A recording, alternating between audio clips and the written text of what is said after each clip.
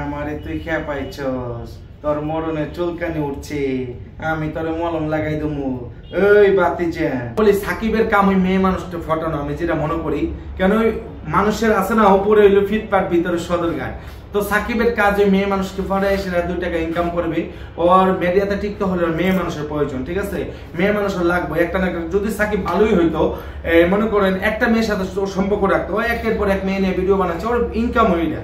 ওই হ্যাঁ শিখ দেন মাগার তোমার মাইয়ারে আমি ভালোবাসি কি অপরাধ করছি?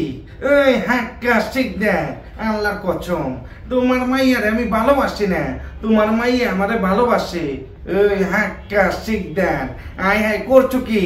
আমার জন্য গুন্ডা পাঠাইছো? ওই এমন কোন গুন্ডা আছে মাগার গরিব লুস তুমি ছেলের গায়ে হাত দিব? ওই তোর গুন্ডা পুন্ডারে মাগার একবারে দুলাই দিয়ে তোর বাসার সামনে নিয়ে আইছি। ওই বাতিজা মাগার কাউ কাউ কম কর, তোর মাইয়ারে আমি অনেক ভালোবাসি, তোর মাইও আমার ভালোবাসে। মাগার বাধা হইয়া দাঁড়াইছিস বাবা জান তুই। ওই তুই মাইয়াটারে আমার কাছে বিয়া দিয়া দে, নাহলে আল্লাহর কসম তুই সোনার চিকল দিও, তোর মাইয়ারে আরে করে লাগতে পারবি না। আমি তোর মাইয়ারে এখান থেকে নিয়ে যাবো। মাইগার আমারে চিনো নাই, আমারে যে খেপাইছে ওর মরণে চুলকানি মলম লাগাইছি। এরকম ডায়লগ অনেকগুলো ডায়লগে পারি, আসলে ডায়লগ দিব। তো আজকে যে জিনিসটা নিয়ে কথা বলতে এসেছে এই জিনিসটা নিয়ে কথা বলি। আর ডায়লগ আমি অবশ্যই আপনাদেরকে দিব, ওই ভিলেনের ডায়লগ আমি রোমান্টিক। তো আগে একটা রোমান্টিক ডায়লগ দিয়ে শুরু কর। আচ্ছা ঠিক আছে, রোমান্টিক একটা ডায়লগ দিচ্ছি ডিপজল ভাইয়ের। একটা সিনেমা আছে আপনার, সিনেমাটার নাম হলো রিস্কওয়ালার ছেলে মনো। এই সিনেমার মধ্যে একটা ডায়লগ ছিল,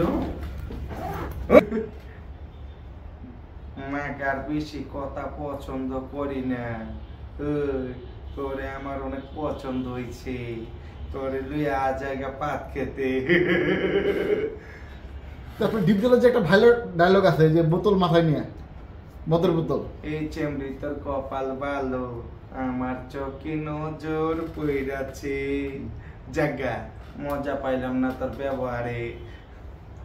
ভাইজান আমি বেশি কথা পছন্দ করি না, জুনিয়র সাকিব অনেক ভালো মনে করতাম, কিন্তু শিকা বাইরিয়া জুনিয়র সাকিবের সবকিছু মাগার ফাঁস কইরা দিচ্ছে। এখন জুনিয়র সাকিবের আমি ঘৃণা করি, ওর মতন বেদব মাগার বাংলাদেশে থাকলে মেয়ে মানুষের জীবন নষ্ট হয়ে যাইব। আচ্ছা ও কিভাবে মেয়েদেরকে পটায় কিভাবে? আসলে ভাইয়া আমি কি বলবো, ওর সাথে বেশিতে মিশি না, আমি ওকে অনেকগুলো প্রোগ্রাম দিয়েছি, তো প্রোগ্রামও দিয়েছি জুনিয়র মিশার কারণে। জুনিয়র মিশা আমার বন্ধু, ও নিয়ে গেল, কিন্তু ওর ব্যবহার আচরণ অনেক খারাপ। খারাপ বলতে মনে করেন ওর অল টাইম মনে করেন এটা লাগে, ঠিক আছে আমি সবকিছু বলবো না, আর সবসময় মেয়েদের সাথে কথা বলে, কিন্তু আমি বিষয়টাকে এত খারাপ ভাবে নিই না। আমি তার ছেলে মানুষ করো, কিন্তু একের পর এক মেয়ে মানুষের নিয়ে মেয়ে মানুষের জীবন নষ্ট করছে। এক মেয়েতে টাকা খাইতেছে, আরেক মেয়েতে বলে টাকা খাইতেছে, এটা তো আমরা দেখতেছি। এবং শিকা যে আমি কালকে একটা সাক্ষাৎকার দেখলাম, শিকা বলছে রোজার মাসে যদি আমি মিথ্যা কথা বললা থাকি, আমার মেয়ে আর আমার জন্য আল্লাহ পৃথিবীর দিকে নেগে। কেতার বড় কথা কি আছে কোন? অত নেশা করে নেশা মানে স্বাভাবিক ভাবে ছিল, তো অনেকে বলতে পারে নেশা করে গেছে। রোজা মায়ের দিন কেউ মনে করেন একটা খারাপ মানুষও ভালো হয়ে থাকে। তো শিকা যে কথাগুলো বলছে, আমি মনে করি জুনিয়র সাকিব অনেক খারাপ কাজ করছে। কেন জুনিয়র সাকিবের টাকা, মোটরসাইকেল, মোবাইল ফোন, তারপরে ক্যামেরা অনেক কিছু কিনা দিছে।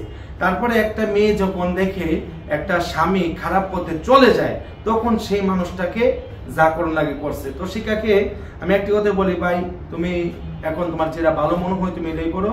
আর জুনিয়র সাকিব বলি আমি, ভাইয়া তুমি এখনো সময় আছে, ভালো হয়ে যাও।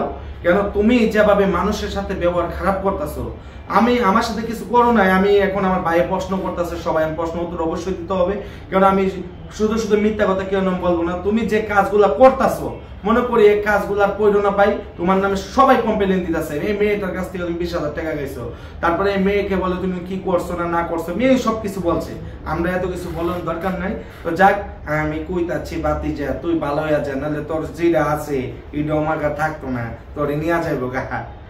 শিখাকে গতকালকে একটু কোশ্চেন করা হয়েছিল, গত পরশুদিন, যে জুনিয়র সাকিবের সাথে যা হওয়ার হয়েছে সে যদি এসে শিখার কাছে ক্ষমা চায়, সে ক্ষমা করে দিবে কিনা। শিখা কসম কেটে বলেছে যে জুনিয়র সাকিবকে সে ক্ষমা করবে না, কখনোই ক্ষমা করবে না। আসলে ভাইয়া শিকা যদি নারী হয়ে থাকে আর যদি শিকা মনে করে আসলে আমার সাথে যে কাজগুলা করছে এটি ক্ষমার অযোগ্য না, তো শিকা অবশ্যই ক্ষমা করবে না। কেন যদিও ক্ষমা করে মনে করুন ও আসলে একটা আসলে একটা নেশাখোর, ঠিক আছে, কেন যে কাজগুলা করছে তারপরে যেটা হয়েছে শিকা এখন ওরে নিয়ে কি করবো, ওর তো মনে করি কিছুই নাই, নিয়ে কি করবো ওরে, যেটা আসলে এটা তো শেষ হই।